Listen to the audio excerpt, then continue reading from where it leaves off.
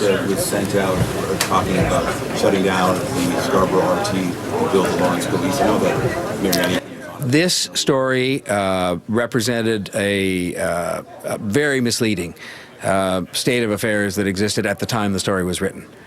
There's an email, I believe, that goes back to July of 2017, and subsequent to that time, engineers have found a solution that will not require the SRT to be shut down. In fact, I'm told the journalists in question were introduced to those engineers and told of that solution, and so I just find it very frustrating when people know. There was even a report in front of the city's executive committee a couple of months ago that indicated a solution has been found, and yet we get this big headline that in effect is just scaring people into thinking they're going to lose their transit while construction is underway.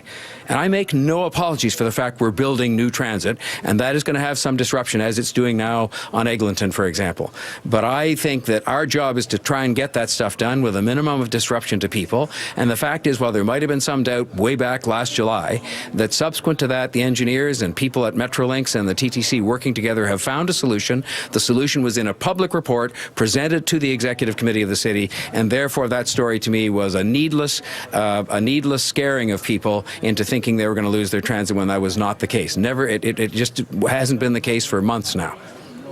Mayor Tory, are you going to commit to keeping this, if you win a second term, are you going to keep this pledge of inflationary property tax increases only? And is that a prudent idea, given the gamble the city is taking with the land transfer tax into the state? I will just say that what I will commit to doing if I'm given a second term in office is to continue to responsibly manage the financial affairs of the city, as I have done with my colleagues. We do this together.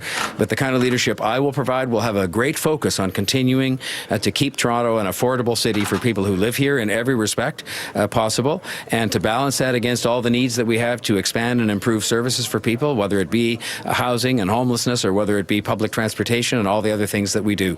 Exactly the positions I take with respect to financial management or anything else during the election campaign will, I guess, be put forward when the election campaign starts. You would rule out then if you had to raise